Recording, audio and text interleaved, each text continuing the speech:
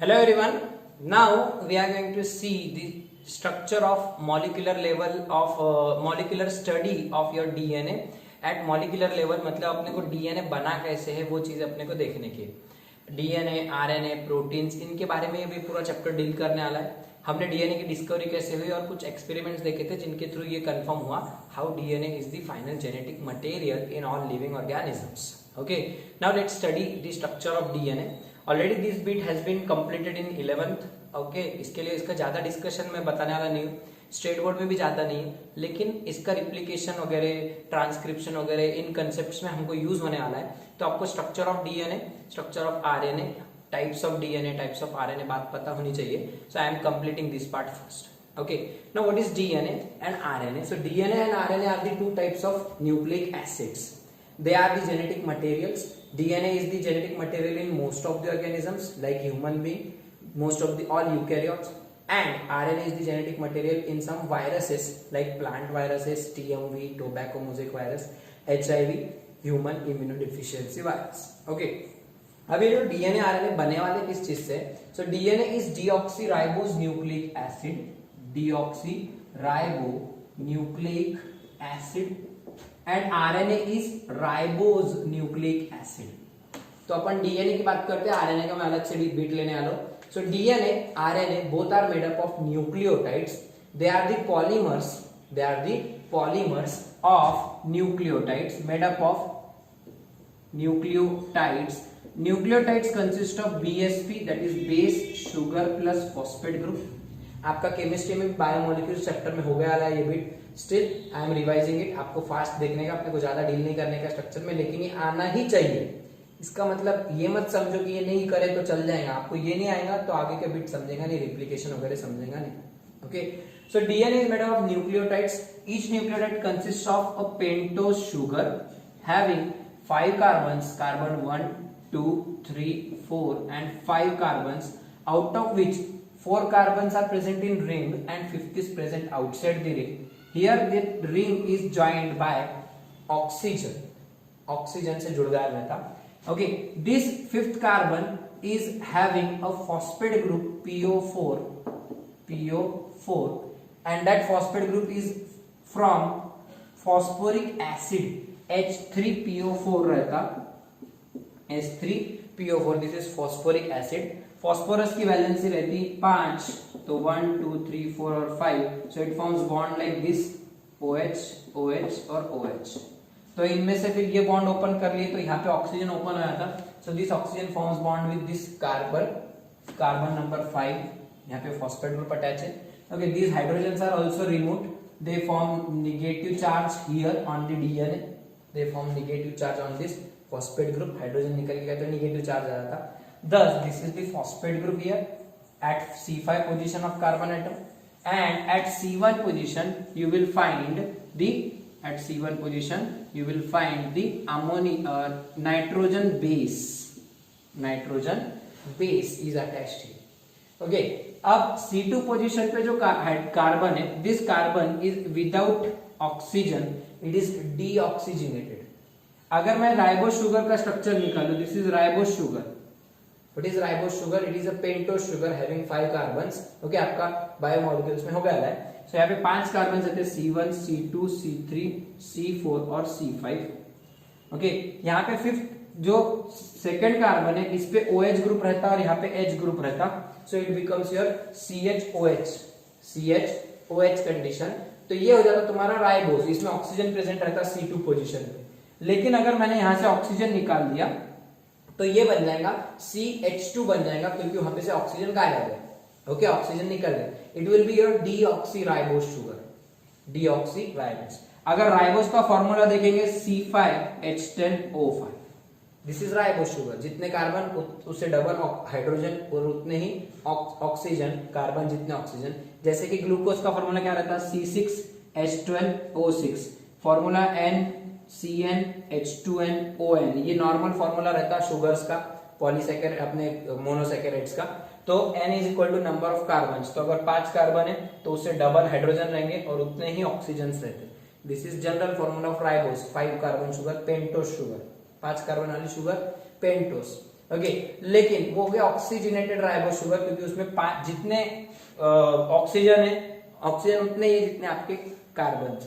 अगर इसमें से मैंने एक ऑक्सीजन कम कर दिया, जैसे कि इधर ऑक्सीजन था C2 पोजीशन पे, वो ऑक्सीजन कम कर दिया, तो फॉर्मूला क्या बन जाएगा फिर C5H10O4, C5H10O4 बन जाएगा, 5 नहीं रहेगा, O4 हो जाएगा। और फिर ये जो शुगर रहेंगे, this is your deoxyribose sugar and this sugar is present here, it hence becomes deoxyribose nucleic acid. DNA की शुगर का फॉर्मूला ये रहता है C5H10O4, इसके वजह से डीएनए डीऑक्सीराइबोस शुगर रहता है। Okay, so this is your sugar here like this, and at this C1 position you will get nitrogen base. There are 4 types of nitrogen bases, actually 2 basic types, purines and pyrimidines. 2 nitrogen bases are purines and pyrimidines. Adenine and guanine are purines, cytosine, thymine and uracil are pyrimidines. Adenine, guanine, आपके सामने photo भी आ रहा है, अपने को structure वाले part में जाने का नहीं है। ओके, अपने को सिर्फ एग्जांपल्स लर्न करने हैं, नाम याद रखने के, क्योंकि इसके ऊपर सिंपल एमसीक्यू नीट में आके गए वाले। तो कौन से 2 प्यूरिन्स है, एडेनाइन और ग्वानाइन, और पायरिमिडिन्स कौन कौन है, साइटोसिन, थायमिन और यूरासिल। साइटोसिन, थायमिन और यूरासिल। अब adenine and guanine they consist of 2 rings in their structure, जैसे कि आप देख ही रहे हैं, एडेनाइन और ग्वानाइन में 2 रिंग्स है उनके स्ट्रक्चर में, 2 heterocyclic rings are there, and pyrimidines have single ring in their structure. Cytosine, thymine and uracil, they have single ring in their structure. Okay, है क्या बराबर, आप जैसा देख रहे हो वैसे से क्या, उनका जो केमिकल नेचर है तो वो सब आपके सामने आ रहा। थाइमिन में फिर 3 मिथिल यूरासिल कर दिए, 2 मिथिल यूरासिल कर दिए तो थाइमिन बन जाता। तो ये एमसीक्यू पूछ सकते, थाइमिन इज जो भी है यूरासिल में 3 मिथिल यूरासिल, 3rd पोजीशन पे CH2 ग्रुप है। आप अगर थाइमिन और यूरासिल का स्ट्रक्चर कंपेयर करें तो आपको ये एमसीक्यू मिलेगा कि थाइमिन इज 3 मिथिल यूरासिल, इसमें मिथिलेटेड यूरासिल में मिथिल ग्रुप डाल दिए तो थाइमिन बन जाता, और मिथिल निकाल दिए तो वो यूरासिल बन जाता। ठीक है, तो ये एक एमसीक्यू, आपको ये केमिकल बातें सब आपको अपने नोट्स में पॉइंट वाइज मिल जाएंगी, प्लस एनसीईआरटी में। मैं बोल रहा हूँ बार बार, ये पार्ट अपने को इंपॉर्टेंट नहीं आएगा नहीं, लेकिन आपको पता होना चाहिए, क्योंकि अपना ऑलरेडी 11th में हो गया है। So there are this 2 purines, this 3 are pyrimidines, they are 2 ring containing structure, they are single ring containing structure. आप कंफ्यूज होता कभी कभी, प्यूरिन्स 1 रिंग है क्या, पायरिमिडिन्स 2 रिंग है, ऐसा कर देते। तो इतना याद रखो, प्यूरिन्स की स्पेलिंग छोटी है लेकिन उसका स्ट्रक्चर बड़ा है, 2 रिंग्स है, और पायरिमिडिन का नाम बड़ा है लेकिन स्ट्रक्चर छोटा है, single ring structure. Okay, A and G are purines, C, T, U are pyrimidines. One more rule is there, adenine always pairs with thymine by means of 2 hydrogen bonds, or it may pair with uracil, मतलब adenine may pair with thymine or uracil by means of 2 hydrogen bonds, and guanine always pairs with cytosine by means of 3 hydrogen bonds. ये हमेशा pairing ऐसी होती है, मतलब इधर एक nitrogen base रहेगा तो इधर एक नाइट्रोजन बेस रहेगा, और उनमें या तो डबल या ट्रिपल आपको नाइट्रोजन हाइड्रोजन बॉन्ड्स दिखेंगे। These are the hydrogen bonds. Okay, so adenine always pairs with thymine by means of 2 hydrogen bonds. ये क्वेश्चन नीट में आया था इस साल 2020 में। Which of the following is correct about adenine and thymine? Which of the following is correct? So what is the correct? Adenine always pairs with thymine by means of 1 bond, 2 bonds, hydrogen bonds, 3 hydrogen bonds, या फिर adenine pairs with cytosine. ऐसा नहीं होता, ये pairing बहुत specific रहती, हमेशा adenine thymine के साथ ही जोड़ी बनाता in DNA, and in RNA adenine pairs with uracil, क्योंकि डीएनए में थाइमिन रहता और आरएनए में थाइमिन नहीं रहता, आरएनए में यूरासिल प्रेजेंट रहता। ये जो नाइट्रोजन बेसेस मैं बोल रहा है यहाँ पे अटैच है, तो यहाँ पे या तो एडेनाइन अटैच रहेगा, या ग्वानाइन रहेगा, या साइटोसिन, या थाइमिन इन डीएनए। डीएनए में चारों में से कोई भी एक बेस रहेगा न्यूक्लियोटाइड में, लेकिन आरएनए में एडेनाइन हो सकता, ग्वानाइन हो सकता, साइटोसिन हो सकता, लेकिन थाइमिन एब्सेंट रहता, वहां पे यूरासिल रहता, वहां पे यूरासिल प्रेजेंट रहता, बॉन्डिंग में यूरासिल दिखाई दे, वहां पे थाइमिन कभी नहीं रहता। ठीक है, ये जो चीज है ये बहुत इंपॉर्टेंट है, डिफरेंस बिटवीन डीएनए आरएनए में आपको काम आएगा। तो अभी याद रखो, DNA consist of which 4 nucleotides? Adenine, guanine, cytosine, thymine, and RNA consist of which 4 nucleotides? Adenine, guanine, cytosine, uracil. Okay, thymine and uracil both are pyrimidines. Both are pyrimidines. Thymine is actually 3 methylated 3-methyl uracil या 2-methyl uracil, जो भी structure में देखो आपके सामने लिख के आया है. Okay, so thymine is methylated uracil. तो ये फर्क याद रखने के बाद ये बॉन्डिंग याद रखो. Adenine always pairs with thymine in DNA and adenine always pairs with uracil in RNA. guanine always pairs with cytosine by means of they pair with 2 hydrogen bonds, they pair by means of 3 hydrogen bonds. This pairing is called complementary base pairing. इसको क्या बोलते हैं? complementary base pairing. कैसी base pairing है? Complementary. मतलब adenine हमेशा thymine से pair करेगा, वो यूरासिल से करेगा आरएनए में. वो बात जाने दो, अपने को थाइमिन की बात करेंगे because we are talking about DNA. So adenine हमेशा थाइमिन से पेयर होगा, वो कभी भी ग्वानिन से पेयर नहीं बनाएगा, बॉन्ड नहीं बनाएगा, या इस साइटोसिन से बॉन्ड नहीं बनाएगा, क्योंकि उनके स्ट्रक्चर्स डिस्टॉर्ट होते हैं, उनके बॉन्ड बनाना नहीं जमते उनके बीच में, तो उससे पूरा डीएनए आड़ा टेढ़ा हो जाता है. तो इसके लिए एक परफेक्ट स्ट्रक्चर, परफेक्ट अलाइनमेंट होने के लिए, स्ट्रक्चर में एक पूरा बराबर एक हेलिक्स तैयार होने के लिए, डीएनए से डबल हेलिकल रहता ना, तो वो तैयार होने के लिए हमेशा एडेनाइन थाइमिन से पेयर करता, या थाइमिन एडेनाइन से करता. वो ग्वानिन से या साइटोसिन से पेयरिंग नहीं करता. इसी तरीके से guanine always pairs with cytosine और cytosine always pairs with guanine by 3 bonds, but never with adenine और नेवर विद थाइमिन. ये याद रखो. This kind of pairing is very specific pairing in DNA as well as in RNA, and it is known as complementary base pairing. It is known as complementary base pairing. So which bond is present between two nitrogen bases? This bond is your hydrogen bond, either 2 or 3. Which bond is present between nitrogen bases? 2 or 3 hydrogen bonds. Electrostatic bond, ionic bond, covalent bond, कुछ भी नाम डालते, ठीक है. तो वो bond ने अपने को क्या याद रखने का? डाइस्टर बॉन्ड, फॉस्फोडाइस्टर बॉन्ड, कुछ भी डालते. So the bond between 2 nitrogen bases is hydrogen bond. Okay, so इस तरीके से तुम्हारा न्यूक्लियोटाइड तैयार हो गया. What is nucleotide? और ribose sugar having 5 carbons, 4 in the ring and 5th is present outside the ring.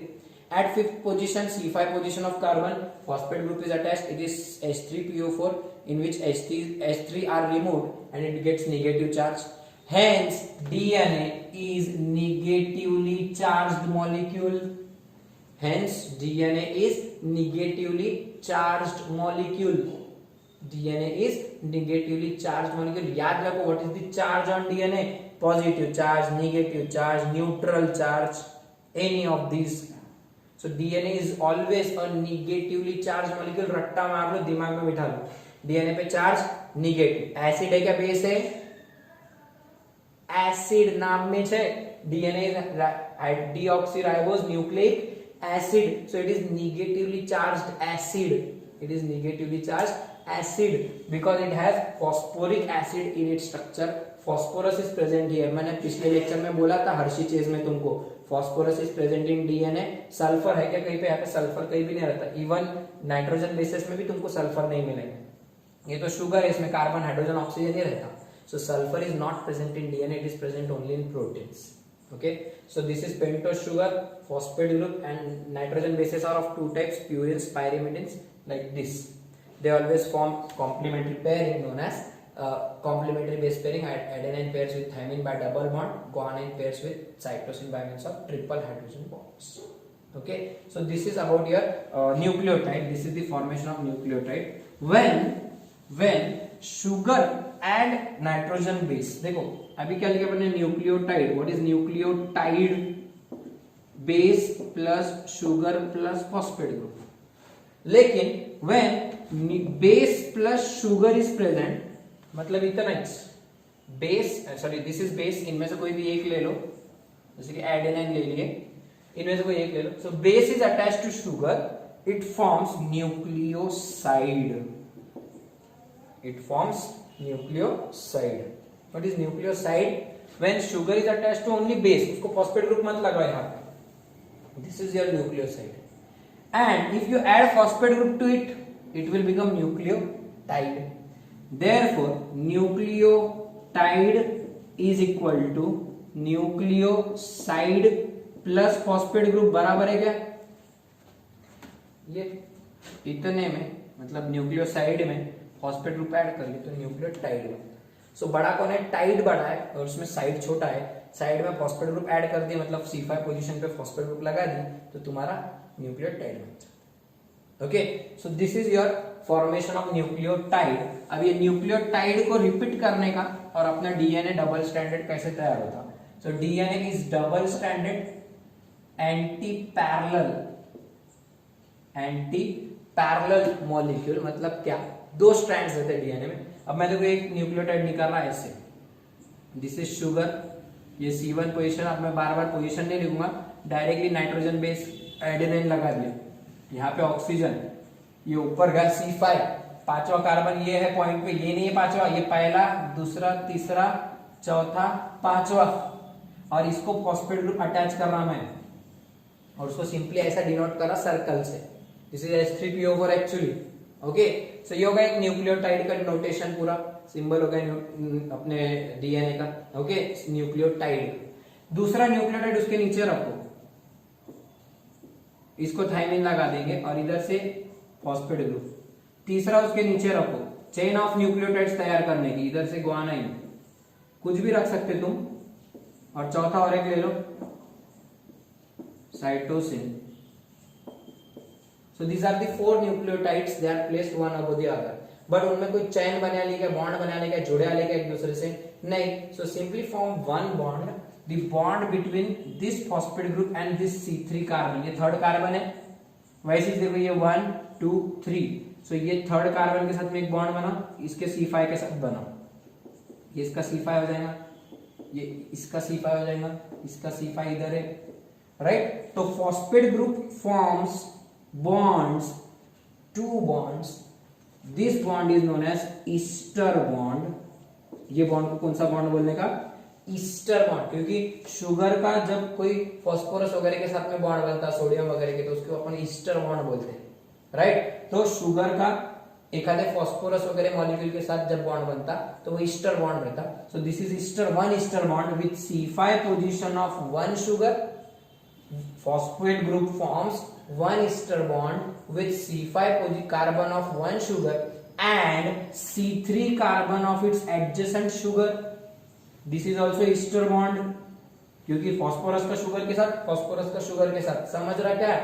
So phosphate group will form how many ester bonds? 2 ester bonds with 2 adjacent sugars of 2 nucleotides, of 2 nucleotides. So these bonds are therefore called phosphodiester bonds।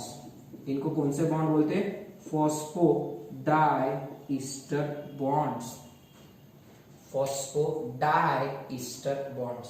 so ये phosphodiester bond, ये phosphoester, तो कितने diester हो गए, एक diester मतलब 2 bonds है ना। so there are 2 ester bonds here। so phosphate group forms phosphodiester bonds between 2 nucleotides, ये एक न्यूक्लियोटाइड, ये दूसरा न्यूक्लियोटाइड। सिमिलरली ये एक फॉस्फोडाइस्टर बॉन्ड, ये एक phosphodiester bond. What is the position of that bond, C3 carbon of one sugar, sorry C5 carbon of one sugar and C3 carbon of adjacent sugar. समझ रहा है, C5 C3 bond, C5 C3 bond है, ठीक है, clear. Okay, this bond, what is this bond, ये bond को क्या नाम देंगे, किसके किसके बीच में ये बॉन्ड, शुगर, ये शुगर है, sugar and nitrogen base, sugar and nitrogen base, sugar and nitrogen base, sugar and nitrogen means this is also one bond, it is called N glycosidic या सिडिक बॉन्ड। ये बॉन्ड का नाम क्या है, N glycosidic bond. What is N glycosidic bond, the bond present between sugar and nitrogen base, sugar and nitrogen base. Sugar और phosphate group में जो बॉन्ड है वो फॉस्फोईस्टर बॉन्ड या डाइस्टर बॉन्ड, लेकिन शुगर का नाइट्रोजन बेस के साथ भी बॉन्ड है, उसको बोलने का एन मतलब नाइट्रोजन, ग्लाइको मतलब sugar, N glycosidic bond, N glycosidic, समझ रहा, ओके। ये भी क्वेश्चन आया था नीट में, ठीक है। अब अगला देखो, अब इधर बॉन्ड अपने को दूसरा strand, this will form one chain of nucleotide, जैसे चेन बन जाएंगे ये न्यूक्लियोटाइड 1 2 3 4 5 6 7 ऐसे चेन ऑफ न्यूक्लियोटाइड्स बना दो, this will become your one strand of DNA. अपन जो डबल स्ट्रैंडेड डीएनए से ड्रॉ करते, राइट। सो ये जो बॉन्ड ये बताते लाइंस में, वही स्ट्रक्चर को एक्सप्लेन कर रहा तुम्हारे सामने। at molecular level. Okay, so this is your one strand is now formed. You will get two ends here. दो ends क्या है देखो, ये कौन सा कार्बन नंबर है, this is C1, C2, C3. This is carbon number 3, right? तो ये ऐसा जाएगा, ऐसा जाएगा, ऐसा जुड़े वाला है. यहाँ पे कौन सा कार्बन बाहर दिख रहा है तुमको, C1, C2, C3, C4, C5. अगर ये मेरा पहला न्यूक्लियोटाइड है और इसके बीच में हजारों न्यूक्लियोटाइड है और ये लास्ट वाला है, इमेजिन करो, if this is first and this is last nucleotide. So देखो फर्स्ट न्यूक्लियोटाइड का C5 कार्बन ऊपर है और ये वाले न्यूक्लियोटाइड का C3 कार्बन लास्ट वाले का अपने को एक्सपोज हो रहा है. ठीक है, बाहर की तरफ देखो, उधर अंदर मत जाओ, बाहर की तरफ. So this end is known as 5 prime end, 5 prime, 5 dash, 5 bar, कुछ भी बोलो. This end is known as 5 prime or 5 dash end, and this end is known as 3 prime or 3 dash or 3 bar end. कुछ भी बोलो, dash बोलते कुछ लोग, कुछ बार बोलते उसको, 3 डैश हो गए तो डैश भी चलता, प्राइम भी चलता. ठीक है, so this is 5 prime end, this is 3 prime और 5 dash end, 3 dash end. ठीक है, so दो ends कैसे बन रहे, the end where C5 carbon is seen, it is 5 bar end, and the end where the end where free phosphate group is present. ये free है, इधर बॉन्ड नहीं है ना इसका, it is free phosphate group, hence it is called 5 bar. 5 phosphate, 4 reading pronunciation. इधर C3 carbon दिख रहा, 3 बार एंड, 5 बार एंड. सो अगर ये एक स्ट्रैंड है तो हर एक स्ट्रैंड में कितने एंड बनेंगे, if this is one strand, so this is 5 bar and, this is 3 bar. Okay, अब ये स्ट्रैंड को उल्टा कर दो और पूरा स्ट्रक्चर रिवर्स करके दूसरा स्ट्रैंड बनाने का. What will you get, simply यहां पे शुगर रहेगी तुम्हारी, ओके, और इस C5 को ये तुम्हारा phosphate group, this is your sugar. अब यहाँ पे तुम्हारा थायमिन अटैच करो, उसमें डबल बॉन्ड बनाना पड़ेगा क्योंकि adenine always pairs with thymine. Sir कैसा ड्रॉ करें, just rotate it by 180 degree, rotate it by 180 degree. तो देखो ये 180 डिग्री से रोटेट करेंगे तो ये फॉस्फेट ग्रुप, ये साइड है लेफ्ट, वो राइट में चले गया, ये राइट में था तो ये लेफ्ट में आ गया, इसके लेफ्ट में आ गया, और ये ऑक्सीजन ऊपर था, 12 बजे था तो घड़ी घूम के नीचे आ जाएगा, तो ऑक्सीजन नीचे आ गया. समझ गए? Yes. Similarly draw another one. Thymine will always pair with adenine, adenine thymine से पेयर करता तो वैसे थायमिन एडेनाइन से पेयर करता, and you will gate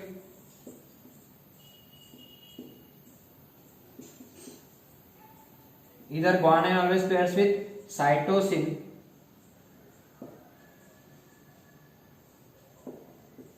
and यहाँ पे guanine,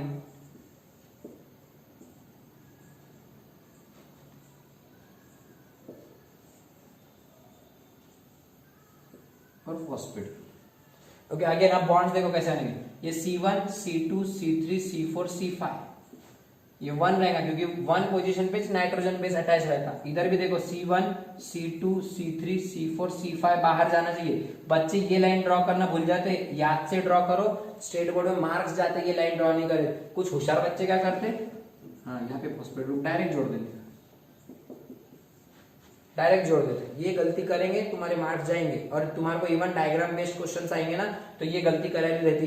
ध्यान से देखना डायग्राम को, C5 कार्बन ऐसा बाहर निकलता और फिर उसको फॉस्फेट ग्रुप का बॉन्ड, ये बॉन्ड बने वाला है, दिस इज फॉस्फोएस्टर बॉन्ड, ये बॉन्ड दिखना चाहिए. ये C5 का यहाँ पे 5 नंबर कार्बन है और ये 4 के साथ में उसका बॉन्ड बने वाला है, तो ये बॉन्ड दिखना चाहिए, तभी जाके वो परफेक्ट स्ट्रक्चर रहे. और C3 के नीचे तो इसका इसके साथ में बॉन्ड, इसका इसके साथ में बॉन्ड, और इसका इसके साथ में बॉन्ड.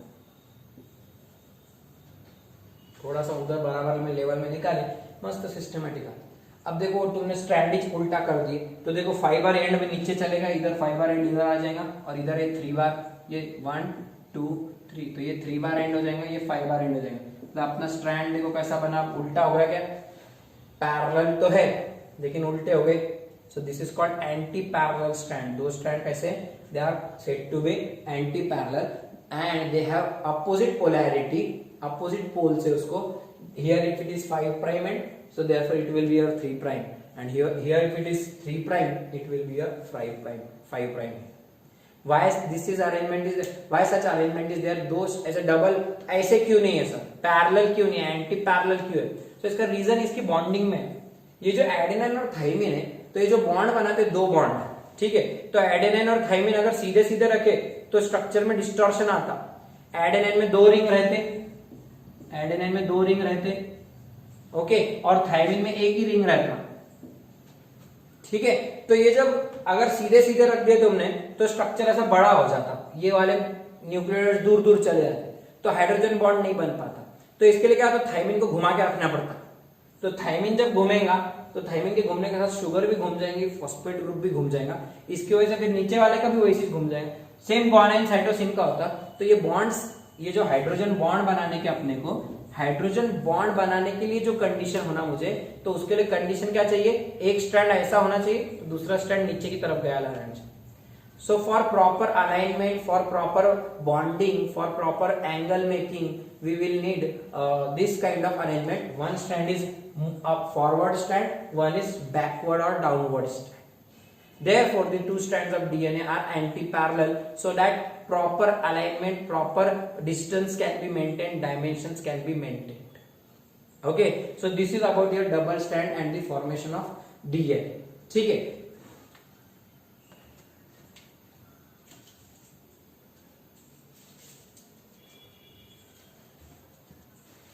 अब ये जो दिख रही तुमको सीढ़ियां, ये जो तुम्हारा डीएनए है, मैंने वही उसके एक छोटा सा मॉडल बनाया।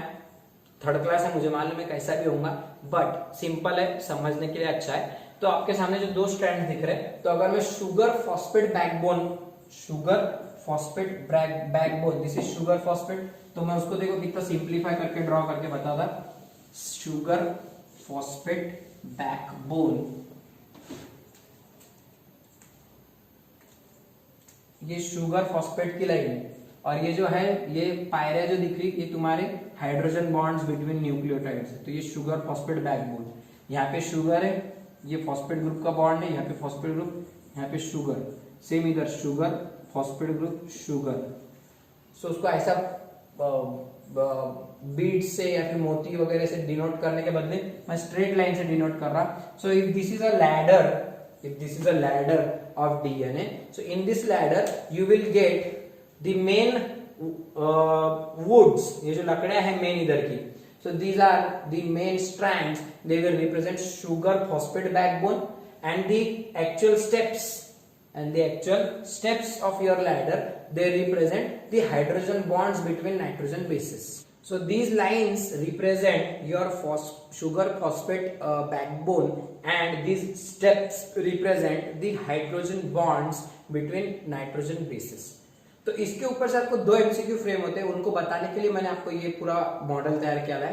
तो दो एमसीक्यू क्या फ्रेम होते हैं, देखो।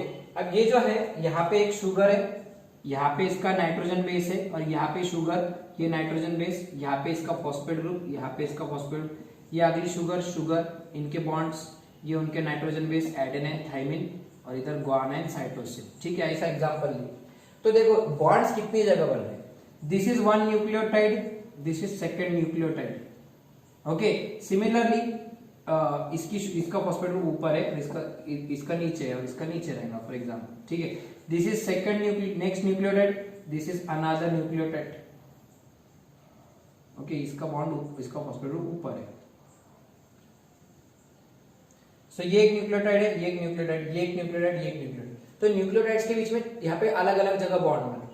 पहला बॉन्ड क्या बन रहा, the two nucleotides on adjacent strand, ये एक स्ट्रैंड, ये एक स्ट्रैंड, इनके यहाँ का न्यूक्लियोटाइड जो है, इनके बीच में एक बॉन्ड बन रहा। और दूसरा बॉन्ड क्या बन रहा, the two nucleotides located on same strand, इनके बीच में ये फॉस्फेट ग्रुप का बॉन्ड बन रहा। सो दो क्वेश्चन क्या बनते, the nucleotides located on same strand are connected by phosphodiester bond. Phosphodiester is red दिख रहा तुमको, this is phosphodiester. Nucleotides located on same strand, ये एक ही स्ट्रैंड की बात, इधर की बात नहीं कर रहा मैं। So they are connected by phosphodiester bond, and the nucleotides located on adjacent strand, they are connected by hydrogen bonds. मतलब एक ही स्ट्रैंड पे न्यूक्लियोटाइड्स है, 1 2 3 ऐसे, so they are connected by phosphodiester bond, and the nucleotides located on adjacent strand, they are connected by hydrogen bonds. ये दो MCQ, कि same strand पे कौन से बॉन्ड रहते हैं, डाइस्टर, और अलग अलग स्ट्रैंड पे कौन से बॉन्ड रहते हैं, हाइड्रोजन बॉन्ड से कनेक्टेड है। Okay, so this is about your DNA. इसके डायमेंशंस भी थोड़े से याद रखो। The length of hydrogen bond is 3 angstrom. Length of hydrogen bond is 3 angstrom. Okay, the total length of this is your 20 angstrom. Total length कितनी रहती, distance between two strands is 20 angstrom. मतलब ये जो रहेगा पूरा इसका, अगर मैंने इसको अगर टर्न किया, ऐसा टर्न किया, सो एक स्पाइरल स्ट्रक्चर बन रहा क्या। सो दस DNA is spiral and it is coiled having 2 helical structure. इसके जो 2 स्ट्रैंड्स है वो ऐसे पैरेलल रहते हैं एक दूसरे को, ठीक है, फोल्ड नहीं होता। And the diameter of spiral, अगर आप ऐसा देखेंगे तो आपको गोल दिखेगा और डीएनए ऐसा गोल आते वाला दिखेगा। सो डायमीटर कितना हो जाएगा उसका, ये जितना रहेगा उतना जो व्हाइट दिखेगा ना आपको गोल आते वाला। सो ये कितना डिस्टेंस है, this distance is 20 angstrom. So diameter of double helix is 20 angstrom. Okay, distance between 2 successive nucleotides is 3.4 angstrom. Distance between 2 successive nucleotides, मतलब ये जो 2 सीढ़ियां है, 2 स्टेप्स है, इनके बीच में कितना डिस्टेंस है, 3.4 angstrom. It is called rise per base. Rise per base pair. Rise per base pair. Rise मतलब कितना ऊपर है अगला बेस पेयर, 3.4। ये वाला इससे 3.4 के डिस्टेंस है, ये वाला 3.4, ये वाला 3.4, means rise per base pair is 3.4 angstrom. Simple language में distance between 2 successive nucleotide pair, ये एक पेयर है, ये दूसरी पेयर, ये तीसरी pair. So distance between 2 nucleotide pair is 3.4 angstrom. There are 10 base pairs. There are 10, 1, 2, 3, 4, 5, 6, 7, 8, 9, 10. So there are 10 base pairs in one helix. देखो पूरा एक हेलिक्स कंप्लीट होता फिर। There are 10 base pairs in one helix. Hence the length of one helix is equal to, इसको 10 से multiply कर दो, कितना हो जाएगा, 34 एंगस्ट्रॉम। 34 पूरा एक हेलिक्स। ऐसा हेलिक्स किसको बोलते हैं, ये जो पहला वाला है और लास्ट वाला एक दूसरे को पैरेलल आ जाते हैं, एक दूसरे को पैरेलल आया है तो पूरा एक ट्विस्ट कंप्लीट होके वापस पहला वाला और आखिरी वाला एक लेवल में आ जाते हैं, उसको बोलते हैं वन हेलिक्स कंप्लीट हो गया। एक ऐसा हेलिक्स, एक ट्विस्टेड स्ट्रक्चर कंप्लीट हो गया। सो कितने से बनेगा रहता है, one helix, length of one helix is equal to length of one helix is equal to 10 base pairs. ये एक पेयर, ये दूसरी पेयर, ये तीसरी पेयर, ऐसे कितने बेस पेयर्स रहेंगे, 10 base pairs. Okay, rise per base pair, rise per base pair कितना रहता, 3.4 एंगस्ट्रॉम, 3.4 एंगस्ट्रॉम यूनिट्स। तो therefore length of one helix is equal to 3.4 into 10, that is 34 angstrom. मतलब पूरी लेंथ कितनी है, 34 एंगस्ट्रॉम की। अभी के लिए सिर्फ याद रखने का, distance between 2 nucleotides is 3.4 angstroms. So distance between 10 base pairs will be your 34 angstrom. This is called one base rise per base pair is 3.4, so one helix is equal to 34 angstrom, ये length. And these are all the dimensions for B DNA. It is a right handed DNA. Right handed DNA मतलब ये जो coil रहता, so DNA का, तो वो right side में ऐसा कॉइल वाला रहता। राइट, देखो मैं ड्रॉ कौन से साइड में कर रहा, राइट में कर रहा। दिस इज लेफ्ट साइड, मैं ड्रॉ करते करते लेफ्ट साइड में जा रहा, फिर लेफ्ट में आ रहा, फिर लेफ्ट में जा रहा, देखो ड्रॉ करते करते। जबकि ये जो डीएनए, ये right handed DNA. Left handed DNA रहता जेड टाइप ऑफ डीएनए, उसमें बेस पेयर्स वगैरह अलग रहते, बट वो बहुत रेयर रहता। Only left handed DNA Z DNA, बाकी A B C D E ऐसे बहुत टाइप के डीएनए रहते। मोस्ट कॉमन अपनी बॉडी में जो मिलता है वो रहता B type of DNA. It is right handed DNA with this dimensions. उसके एक हेलिक्स में 10 बेस पेयर्स रहती, 2 बेस पेयर्स के बीच में 3.4 का डिस्टेंस, और एक हेलिक्स में 34 एंगस्ट्रॉम डिस्टेंस, प्लस 2 इसको बोलते हैं पीच। ये जो वन हेलिक्स की लेंथ होगी, this is called pitch of DNA. एक हेलिक्स की जो लेंथ है, ये एक पीच होगी ना पूरी, एक हेलिक्स कंप्लीट होगा, this is one pitch. Okay, and the distance, the angle, जब ये ऐसा रोटेट होगा, जब ऐसा रोटेट होगा, सो क्या होगा, फर्स्ट वाला बेस और सेकेंड वाला बेस, इन दोनों के बीच में एंगल तैयार होगा। फर्स्ट बेस और सेकेंड बेस इन दोनों के वो ऐसे रोटेट हो जाएंगे, वो ऐसे पैरेलल नहीं रहेंगे, उनमें रोटेट होगा, मतलब उनमें कुछ तो भी एंगल तैयार हो जाएगा। जब ऊपर से देखेंगे, ऐसा देखेंगे तो नहीं दिखेगा, लेकिन जब ऊपर से देखेंगे तो तुमको एंगल बनते हुए दिख रहा क्या? So there is angle and that angle will be obviously 36 degree. Angle between base pair, successive base pairs is 36 degree. Angle between two successive base pairs is 36 degree. It is the pitch angle. pitch angle इसको बोलते हैं pitch angle. तो देखो कैसा है, 10 base pairs लेने के तुमको, ये पहली बेस पेयर, उसके बाद दूसरी 3 4 5 6 से 10 लेने। सो पहली, फिर दूसरी में 36, तीसरी में 36, चौथी में 36, 36 36 ऐसा घूम के जाएंगी और 36 36 पूरा होकर एक सर्कल कंप्लीट होगा, 360 डिग्री का रोटेशन हो जाएगा 10वें के बाद, और 10वां पूरा बराबर पैरेलल टू पैरेलल आके खड़े हो जाएंगे। तो उसको बोलते हैं एक हेलिक्स कंप्लीट हो गया, पूरा एक सर्कल के ऐसा घूमेंगे अंदर के बेसिस, 1 2 3 4 5 6। इसके 3D मॉडल देखो जरा, एक आधा वीडियो सर्च करके तुमको ध्यान में आएगा। So this is what your DNA having 36 degree angle between two base pairs. So आपको 5-6 चीजें याद रखने की है। डिस्टेंस बिटवीन टू बेसेस 3.4, 10 के बीच में 34 angstrom, 3.4 angstrom 34। Diameter of DNA 3.4 angstrom, उसमें हाइड्रोजन बॉन्ड की length of hydrogen bond 3 angstrom. Okay, then angle between two successive base pairs it is 36 angstrom. So पूरे हेलिक्स में कितने का एंगल बनता है? 360 डिग्री, मतलब एक सर्कल कंप्लीट हो गया पूरा। So you will get first and last base pair parallel to each other. Okay, so this is all about your DNA, dimensions of DNA, double stranded structure of DNA। एक बार 11 का revise करो, किसी को कुछ doubt होगा biomolecule chapter में दिया है, 11 के स्टेट बोर्ड में भी दिया है, तो वहां पे से जाके रिवाइज करो। अपने को ज्यादा लगने नहीं, बट काम में आएगा, इसके लिए बता दे। आपको ये स्ट्रक्चर के साथ रेडी ही रहना पड़ेगा, तो अपन आगे का पार्ट देखें। RNA के टाइप्स वगैरह I will complete it in our next lecture.